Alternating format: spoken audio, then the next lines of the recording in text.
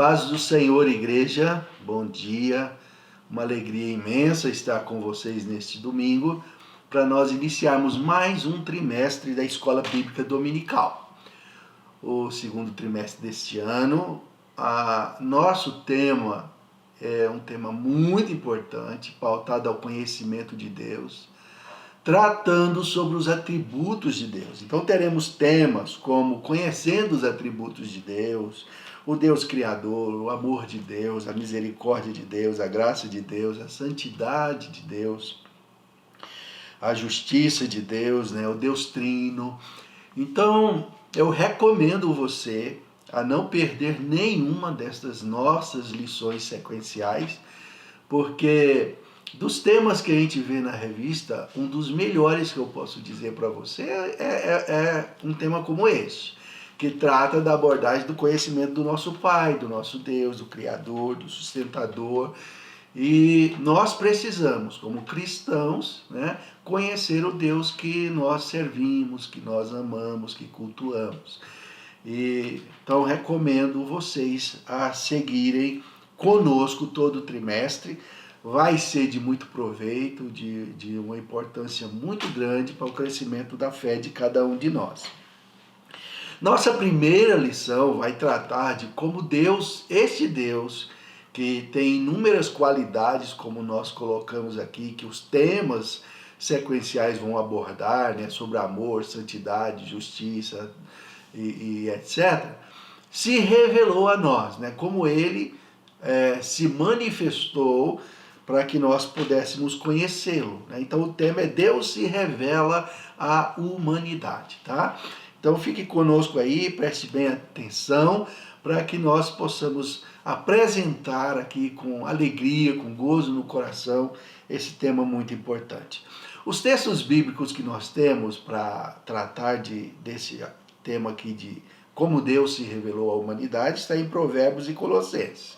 Provérbios capítulo 9, versículo 9 e 10, e Colossenses capítulo 1, versículo também 9 e 10. Diz assim o texto sagrado, dá instrução ao sábio e ele se fará mais sábio, ensina ao justo e ele crescerá em conhecimento. O temor do Senhor é o princípio da sabedoria e a ciência do santo a prudência. Colossenses capítulo 1, versículo 9 e 10. Por esta razão, nós também, desde o dia em que ouvimos, não cessamos de orar por vós e de pedir que sejais cheios de conhecimento da sua vontade em toda sabedoria e inteligência espiritual, para que possais ainda andar dignamente diante do Senhor, agradando-lhe em tudo, frutificando em toda boa obra e crescendo no conhecimento de Deus. Então temos textos bíblicos aqui recomendando que o sábio se torne mais sábio, e uma oração de Paulo aos Colossenses para que eles possam crescer no conhecimento de Deus. A introdução da nossa revista diz o seguinte: a Escritura Sagrada declara com muita prioridade, com inspiração de grandes homens, quem ele é, ou seja, quem Deus é. Ela trata disso, declarando quem Deus é, a natureza de Deus, as criações de Deus, suas qualidades, ou seja, seus atributos e tudo que é peculiar ao ser divino. Então é nas Escrituras. Nós, para conhecermos Deus, claro, é importante caminhar com quem conhece, com os santos, com a igreja, estar cultuando a Deus sempre na igreja, mas não é tudo. Nós precisamos conhecer a palavra de Deus, a Bíblia. É na Bíblia que contém esta revelação, como Deus se revelou a nós, tá? Então, ponto 1, a revelação de Deus. Só é possível conhecer a Deus porque ele se revelou a nós, Deus desejou se fazer conhecido através das Escrituras, usando homens, pessoas como nós, pecadores. Eu gosto muito de entender isso, porque a forma que Deus se revela foi usando esses homens, escritores, que são homens como nós. Isso indica que Deus comunica conosco, né? Já ouvi frases assim, pessoal, a Bíblia, papel aceita tudo, a Bíblia foi escrita por homem, comedor de feijão. Eu fico feliz por isso, porque se foram homens, pessoas comuns que escreveram um material tão profundo, tão importante, que revela a grandeza do Criador, é sinal que ele comunica conosco, né? Com esses homens pecadores. Se ele comunicou no passado, ele comunica hoje, ele revela a nós, ele fala conosco, nós percebemos a sua grandeza, a sua presença. Então isso é que me traz ainda mais confiança na palavra de Deus, porque ela foi escrita por homens, por pessoas como nós. Pessoas que entenderam Deus, conheceram Deus e aprenderam com Ele, né? Então, fique em paz, tranquilo, para você entender que a Escritura é inspirada, ela é divina, mesmo que foi escrita por homens, porque isso que é profundo nela, né? Se ela fosse escrita por anjos, né, e entregue a nós, aí teríamos esses mediadores, né? Os anjos escreveram, então nós não temos acesso. Na minha ótica, ficou muito melhor Deus se revelar a nós, né? Homens pecadores que receberam uma inspiração, uma unção e trouxe um legado tão maravilhoso para nós, as Sagradas Escrituras. Vamos lá. Além das Escrituras, Deus se revela pela sua criação. A natureza traz essa revelação. Nós temos o Salmo 19, lindo, lindo, lindo, né? Os céus revelam a glória de Deus, o firmamento, seu poder. Se você tiver um tempinho, vá lá, lê o Salmo 119 para você ver como Deus se comunica através daquilo que ele criou, né? Então são vários os textos bíblicos que registra a natureza como meio revelador da glória de Deus e do seu poder, né? O apóstolo Paulo, falando à multidão na cidade de Listra, menciona um pensamento, menciona um permanente testemunho acerca do poder de Deus através da natureza, né? Então, Atos capítulo 14, verso 15 e 17, Paulo falando. O salmista declara que, ao contemplar a terra e os céus, reconhece a grandeza da majestade do Senhor. Está no Salmo 8. Né? Nós temos o Salmo 19, que eu já citei. Né? Então, todos esses textos dizem, né, que nós, seres humanos, ao contemplarmos a criação de Deus, vamos perceber a sua manifestação, a mão de Deus, ouvi-lo e etc. Né? Além da natureza, da criação, nós já falamos que a palavra de Deus trouxe essa revelação de Deus, falamos que a natureza também, a criação revela, e nós temos também os nomes que a palavra de Deus dá ao Senhor, ele se revelando a nós. Isso é interessante porque na cultura judaica, ao dar o nome a uma pessoa, esse nome implicava em características, em algum evento, né? Por exemplo, quando Deus muda o nome de Abraão, de Abrão para Abraão, ele está dizendo, você vai ser pai de multidões. Então, esse nome tinha um sentido. Quando Deus muda o nome de Jacó para Israel, Israel era como o príncipe lutasse com Deus e vencesse, ou seja, um nome que tinha um sentido. Outro nome interessante que se deu em momento de crise e dificuldade para o filho, ou seja, neto do sacerdote Eli, é o Icabote, né? Quando os fariseus conquistaram a terra de Israel e venceram a luta, e o filho nasceu naquele momento de crise. Então esse tempo de crise deu origem ao nome de uma criança, né? Icabote.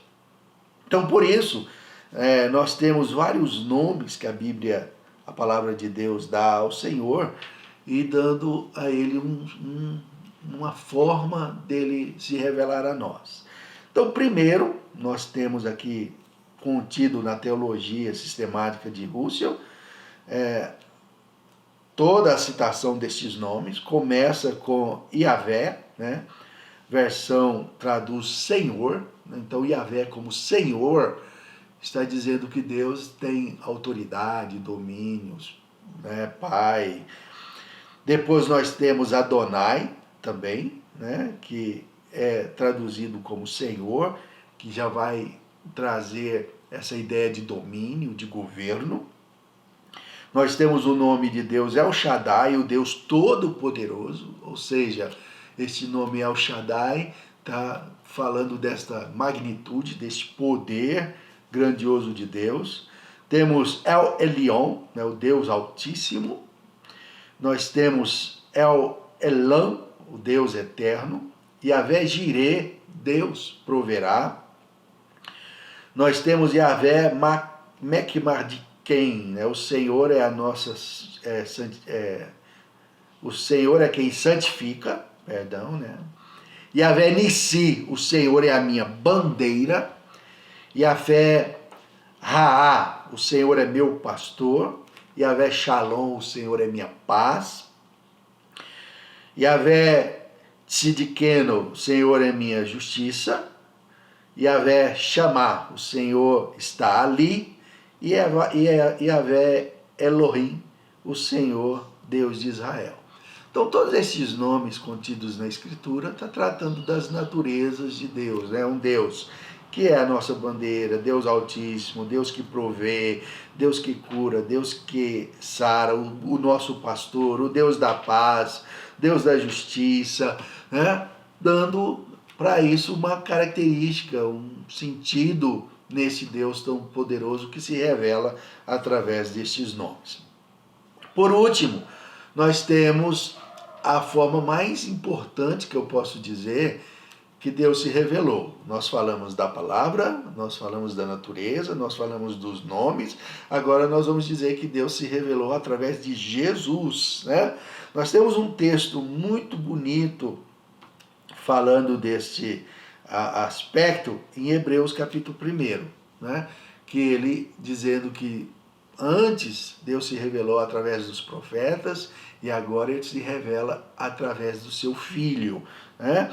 Então Cristo é esta revelação maravilhosa que nós temos do Senhor. E em João capítulo 1, verso 14, diz que ele se fez carne e tabernaculou conosco, ou seja, morou conosco, andou conosco, comeu conosco. Então esse Deus eterno esvaziou-se da sua glória, se fez carne e veio estar entre nós. Hebreus 1, e verso 1 diz, ó, o Deus que no passado falou de muitas maneiras, falou-nos nesses últimos tempos pelo seu Filho.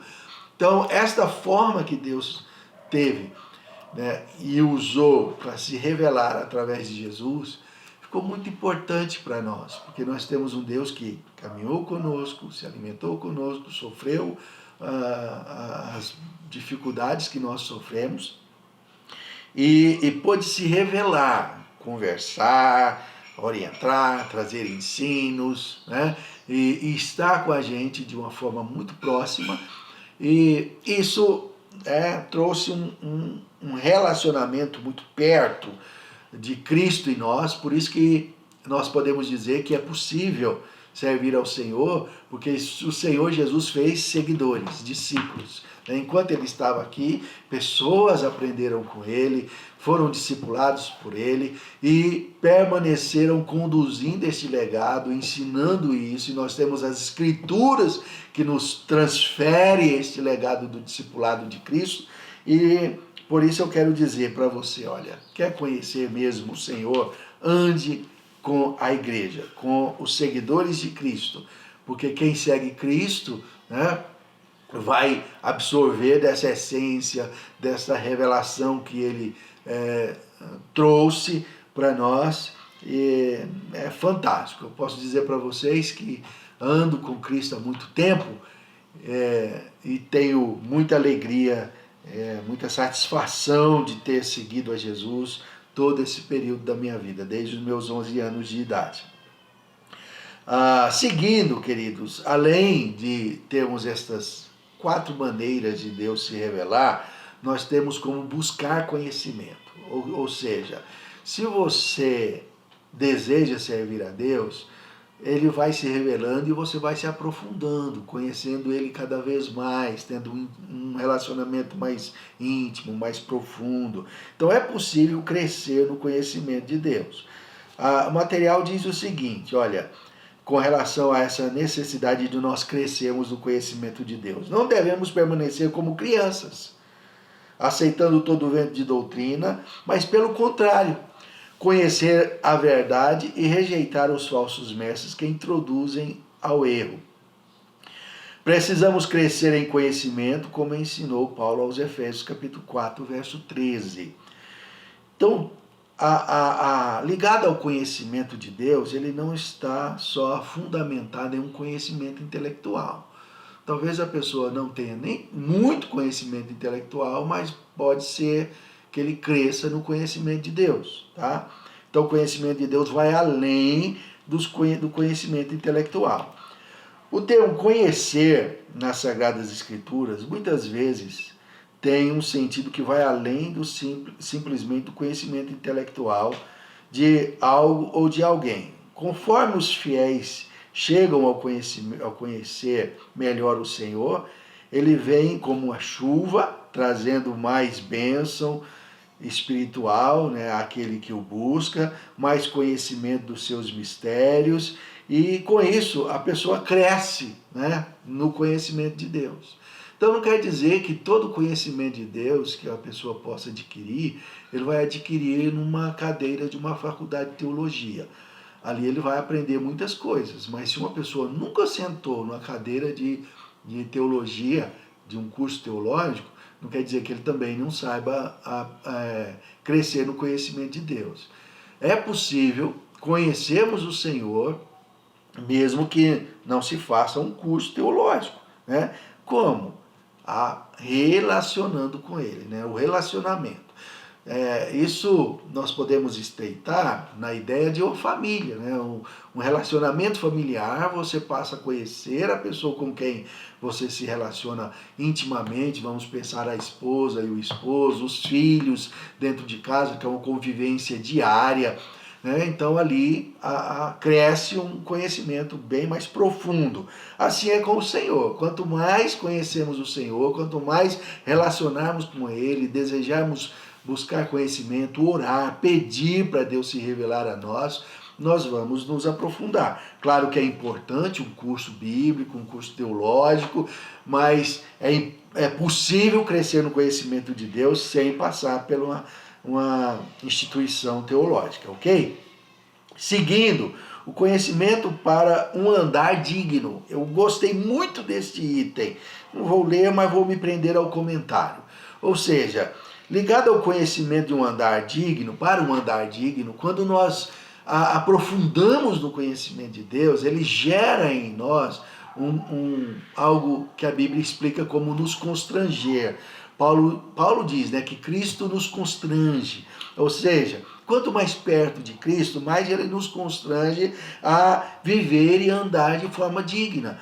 Nós vamos sendo moldados interiormente, nós vamos sendo trabalhados pelo Senhor para que nossa conduta mude, nossa postura ética e moral vai mudando, né? A forma de falar, de se portar, como lidar com a ira, né? Com o impulso, o temperamento. Deus vai te tratando, né? E se de fato a pessoa quer mesmo e aprofundar em Cristo, eu garanto, isso é uma garantia assim, de experiência própria, que essa pessoa muda, ok? Deus trabalha no nosso íntimo, Deus trabalha no nosso homem interior para que a gente seja transformado a um caráter de Cristo, né? Crescer espiritualmente, imitando Ele e seguindo Ele com o exemplo que Ele nos deixou. Seguindo, nós temos o conhecimento para ser frutífero. Então, além de uma mudança no nosso ser por completo, ou seja, Deus transformando o nosso íntimo, os nossos impulsos e mudando o nosso caráter, Ele transforma a gente para que a gente seja frutífero. para que a gente possa também ajudar outros, ensinar outros, abençoar outros, para que outras pessoas, outros possam conhecê-lo. Em João capítulo 15, verso 16, o próprio Cristo diz que nos escolheu e nos nomeou para que nós fôssemos e dessemos frutos, e frutos permanentes, né? Frutos que vão, de fato, ser colhidos, né? Frutos que vão ser úteis. Com isso, querido, é muito importante, volto a dizer essa palavra, né? Relacionar profundamente com Cristo e permitir que Ele transforme você e te use para que Ele possa alcançar outros e transformar outros também. Maravilha. Seguindo, alguns resultados do conhecimento de Deus. Então, nós temos Oséias 6,3 que diz o seguinte: conheçamos e prossigamos em conhecer ao Senhor. Isso indica que nesse processo de conhecimento de Deus, ele é gradativo. Cada vez a gente pode aumentar no conhecimento de Deus. Indica que nós vamos conhecer Deus por completo, vamos dissecar Deus como se faz em um laboratório de pesquisas? Não. Deus se revelou e nós, como humanos ilimitados, temos uma limitação aí. A gente conhece um pouco. Paulo mesmo diz: em parte conhecemos, em parte profetizamos, e isso já é o suficiente. Tá? Claro que há uma frase que se Deus fosse totalmente exposto ou conhecido, ele deixaria de ser Deus. Eu até entendo, é claro, né? Porque ele, como Deus, é difícil, nós não vamos ter a compreensão em tudo. Mas aquilo que ele permite ser conhecido, aquilo que é importante para que nós tenhamos uma intimidade, um relacionamento com Deus, está disponível, está na Bíblia, né? Mesmo que em parte conhecemos e em parte profetizamos, mas o que tem para nós é o suficiente, né? Aquela revelação, o que Deus ofereceu é o suficiente para nós crescermos, né? E desenvolvermos. 2 Pedro 3,18 diz: antes crescei na graça e no conhecimento. Então, além de nós prosseguir no conhecer e prosseguir no conhecimento do Senhor, Pedro está nos recomendando a crescer na graça e no conhecimento. Isso indica que é possível ter um crescimento espiritual, né? Chegar, conhecer a Deus e isso ir, né, tomando um fator progressivo aí no conhecimento do Senhor, e você ter um desenvolvimento espiritual, uma maturidade espiritual mais sólida, onde vendavais, dificuldades não vão te abater, né? Mesmo que você tenha que enfrentar a morte, você vai estar ciente de que se você está bem, porque mesmo que a gente morra, nós temos o Senhor. Então essa maturidade leva a gente a um equilíbrio muito maravilhoso, né? De tranquilidade, mesmo em crise. Nós estamos vivendo essa crise da pandemia agora, e em Cristo nós podemos ter paz, mesmo que o mundo está aí desabando. O salmista diz, né? Mesmo que a terra se ruja e os montes se abalem, todavia nós vamos confiar no Senhor. É isso aí, ó, o mundo rugindo, os montes caindo, pessoas morrendo, 1000 do seu lado, 10.000 à sua direita. Não importa, nós temos o Senhor. Esse é o propósito de crescer espiritualmente, né? Além de crescer espiritualmente, quando nós nos aprofundamos no conhecimento do Senhor, isso gera confiança. Ou seja, você confia no Deus que você conheceu, o Pai Criador que nos prometeu céu, né? E o próprio Jesus disse que iria e estaria ali preparando o lugar para nos receber e nós estarmos com Ele, em João capítulo 14. Então, não há razão de desespero, não há razão de incredulidade, né? Nós podemos confiar no Senhor. Então, pegue esse pensamento aí. Olha, nós crescendo no conhecimento de Deus, primeiro, nossa espiritualidade fica estável, você fica equilibrado, você sabe onde você está pisando e no território espiritual que você está, servindo o Deus que você tem. Segundo, você passa a ter uma confiança plena no Senhor, né? Eu sirvo Ele independente das circunstâncias. Perdão. Quer esteja bem ou não, com saúde ou não, estou em Deus, né? Ah, mas aconteceu a tragédia, por que Deus permitiu? Eu quero até falar uma coisa para vocês. Quem confia no Senhor não usa essa palavra. Não. Quem tem Deus e conhece Deus não fica perguntando por que Deus permitiu.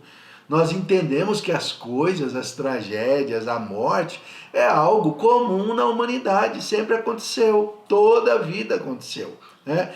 Mortes com tragédia, com terremoto, mortes com tsunami, mortes com pessoas, quedas de avião, acidentes de automóvel, né? Por doença, por crime. Lá no Éden aconteceu um assassinato.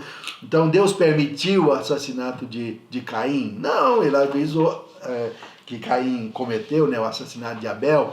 Deus avisou Caim, diz Caim, o pecado jaz à porta, né? Então essas coisas são iminentes da nossa vida, da natureza humana. Morre adulto, morre criança, morre um bebê no ventre de uma mãe. Aí a gente vai ficar perguntando, por que Deus permitiu que acontecesse? Não, acontece. É um fato comum, né? Corriqueiro da vida. A nós perdermos vida, adulto, criança de 100 anos, nem um dia de nascido, morre no ventre. Então, aí a gente passa a confiar em Deus, saber, olha, as coisas acontecem e a vida humana está na mão do Senhor, né? Então a gente não fica questionando Deus por causa de tragédia, por causa de uma enfermidade, por causa de uma dor. Não, nós temos que enfrentar isso e se a gente morrer, morremos, né? Igual esses dias eu conversando com minha esposa aqui, preocupado, assim, um pouco preocupado, pensando que eu estava com a Covid, e ela perguntou, e aí, está com medo de morrer? Eu falei, não, se eu peguei Covid e morrer, eu morri, né? Se eu morrer, eu morri. Então, preocupado que eu disse assim, era porque se eu tivesse, eu queria me tratar, né? Então, não quer dizer que porque eu confio em Deus, eu quero pegar Covid e não vou nem me tratar, porque aí eu deixo eu morrer, não. Aí eu tenho amor pela minha vida, né? Eu vou cuidar dela. Se Deus me der a graça de vencer a enfermidade, aleluia. Se não, nós estamos na mão dele, ok? Seguindo, então, primeiro, a gente cresce espiritualmente, um crescimento espiritual estável. Segundo, você conhece Deus. E em terceiro, relacionando com Ele, Ele vai te dando sabedoria para lidar com os problemas, com as adversidades, né? Você vai tendo a sabedoria divina para dar conselhos, para passar pelos vendavais, pelas provas, né? Pelas lutas. Isso é tão maravilhoso, irmãos, que produz... É onde eu posso entender aquele texto de Cristo que diz, deixo-vos a paz, a minha paz vos dou. Não dou como o mundo dá, né? Não é uma paz momentânea, uma paz porque está tudo bem. É uma paz que você tem diante de qualquer turbulência, né? Qualquer bagunça que surja no mundo, você tem Deus, você tem paz, você sabe que, olha, o mal pior que possa me acontecer, se a gente pode resumir isso, seria morte, né? Tortura, sofrimento, morte.